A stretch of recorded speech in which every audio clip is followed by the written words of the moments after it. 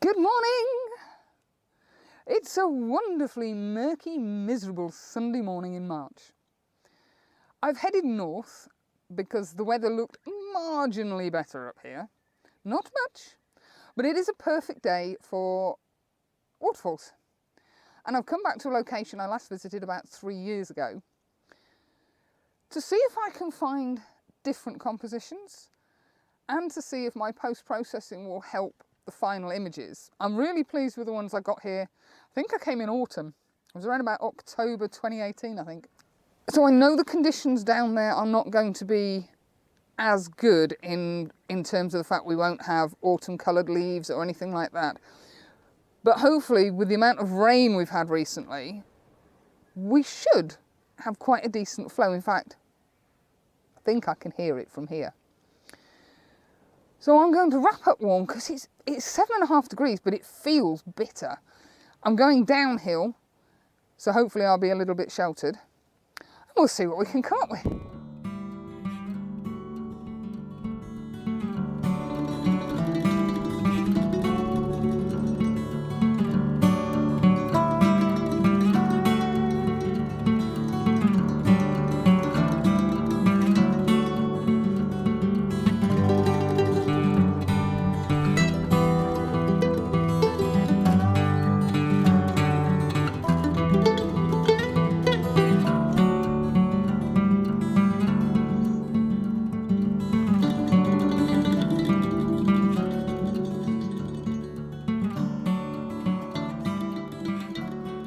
And keep the waterfall behind me just to try and shield the mic a little bit from the noise.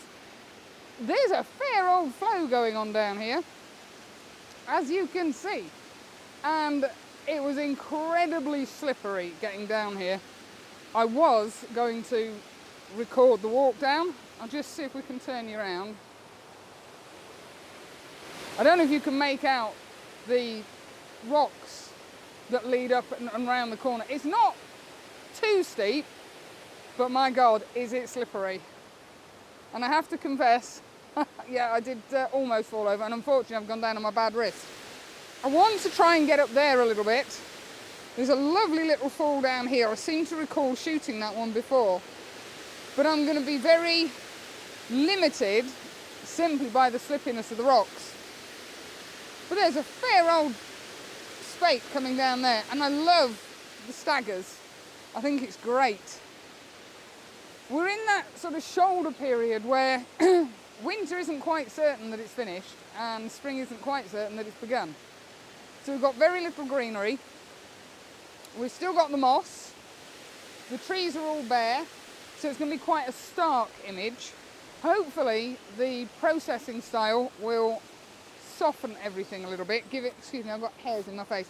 We'll give it a little bit more of that mysterious, mystical type feel. That's what I'm hoping for. But it's all going to depend on whether I can get up there. I'm not going to try and film myself getting up there because I'll look like a right pillock. I'll catch up with you when I get to the first position that I want to be in to take a shot.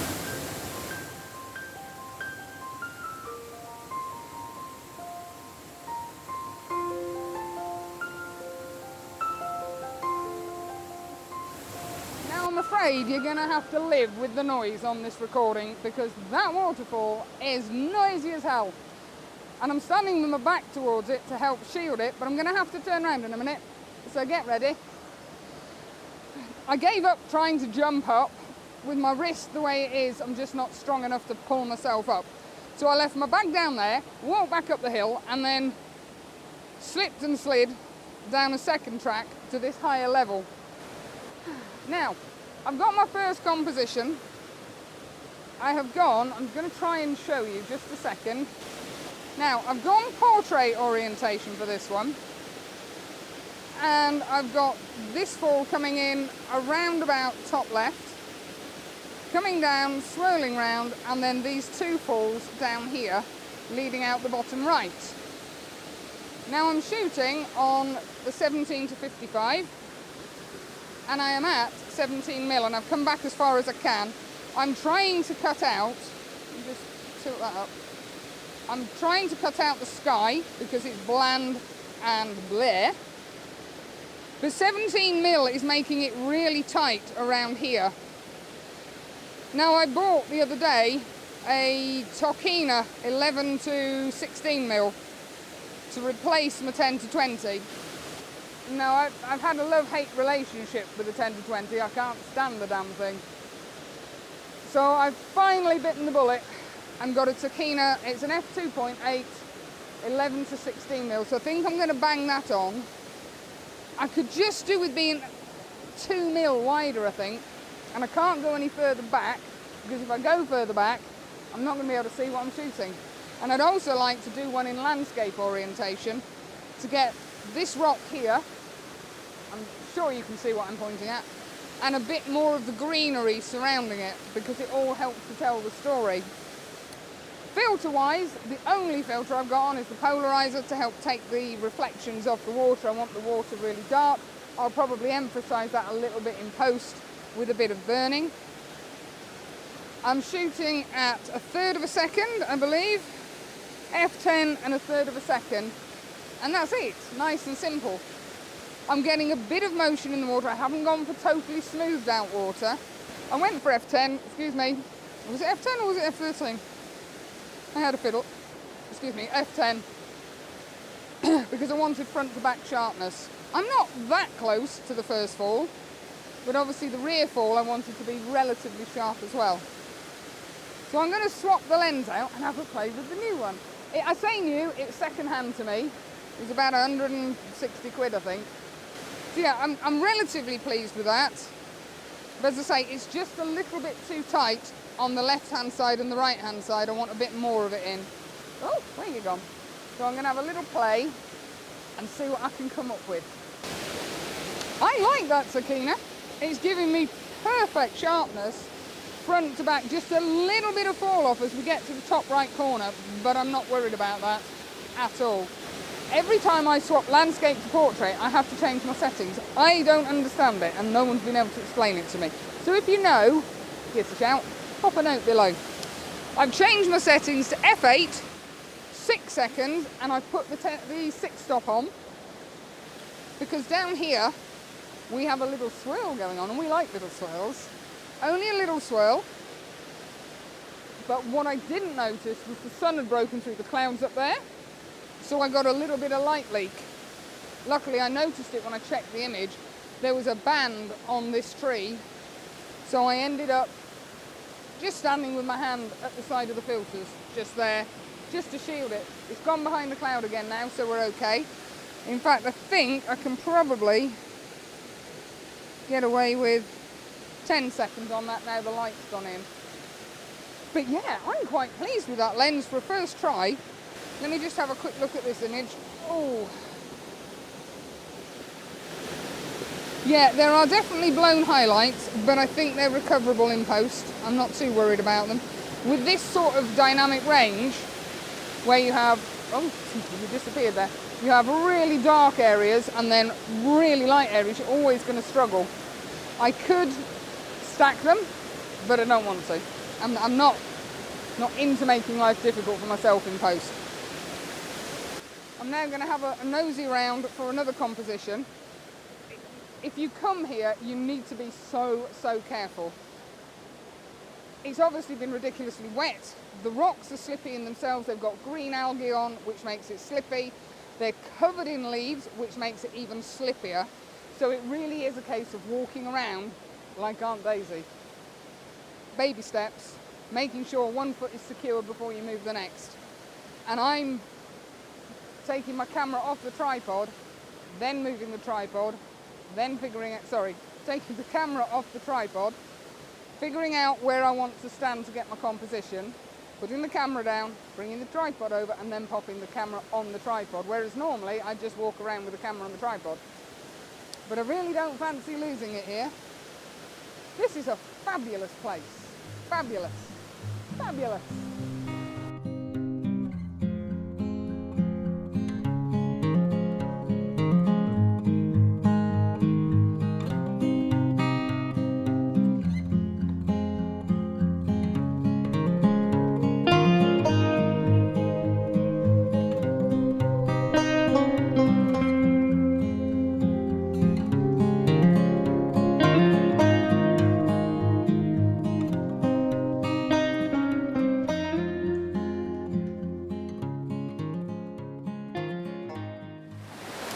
Now then, in a vain attempt to get the whole fall in, I've moved down onto the 3rd level, and I've swapped out again to the Tachina.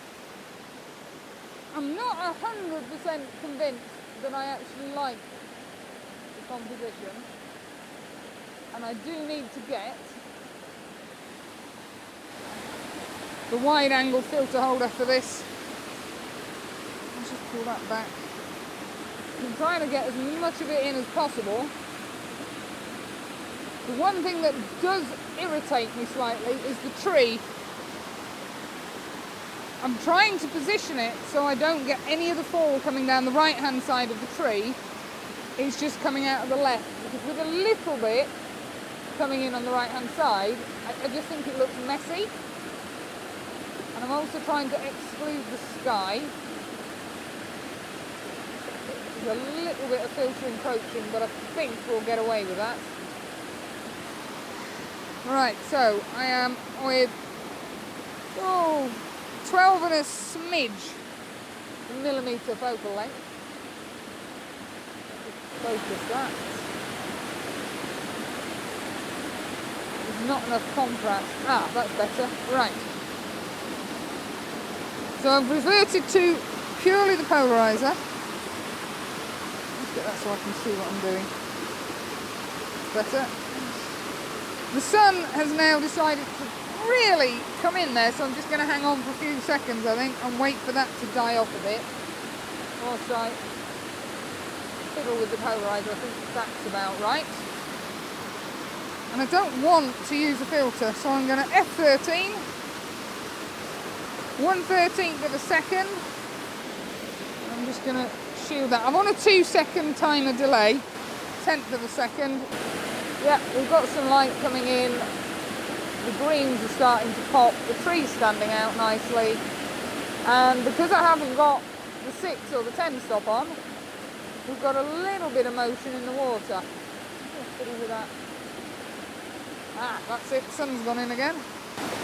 I don't mind the sun, it adds a bit of life to the greenery, but it does cause highlight. That's okay, that's still got a little bit of motion in the water. I'm just going to tweak the composition slightly. Yeah. The sun is coming up there now, it's not dropping down here, although the greens up here are starting to, really pop. I'm just going to shelter the filter. 2-second timer delay. That's better. That little bit of sunlight is just bringing the right hand side of the rock face to life. Yeah, that works nice with that. Now, because I can, I'm going to put the 6 stop on. So for the purists amongst you, we can have a bit of water motion. And 6 stop. Excellent. And for those who like really milky water, we can have a bit of smoothness.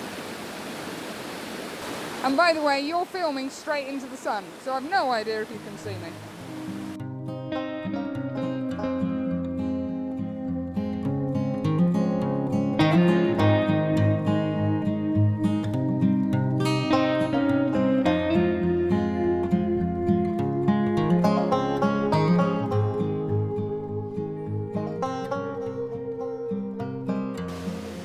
I've been moving around and playing around with compositions. I've swapped back on to the 17 to 55 because this little fall here grabbed my attention. Let's see if I can just move you up a little bit. That's it. This one. So I've lined up as central as I can purely this fall here with the bigger fall coming down directly behind it. And I've got a little bit of this foam, it's like a little skirt around the bottom of the image. I've done a long exposure of 25 seconds, which I quite like, and it brings out this greenery in the middle, this greenery here. And then I took the 6 stop off, left the polarizer on, and I got down to an 1/8 of a second at f10. And that's really put some movement into the water. Now I'm not sure if I can show you this, just a second. Let's see. Oh, I don't know, you might be able to see it apart from my pink jacket being in the way. but I quite like that one.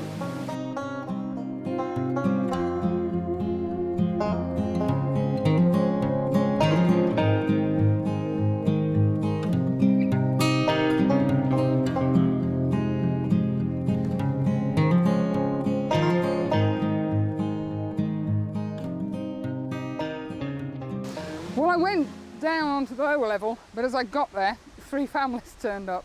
So rather than taking up all the space, I thought I'd get out of the way. So I've managed to come back up. I was quite pleased, didn't slip once. You might be able to see the top of the fall down here. I think I'll tilt you down a little bit. It's quite an impressive sight, and there would be an amazing shot from here if all the branches weren't in the way. So I'm going to leave it here, call it a wrap. I'm going to head off. Housework is calling. It's 11 o'clock. I've been here since 8:30 and I need some breakfast. So thanks for coming along. Hope you've enjoyed this little look at Scaleber Force. Look after yourself and have a great week. Bye for now.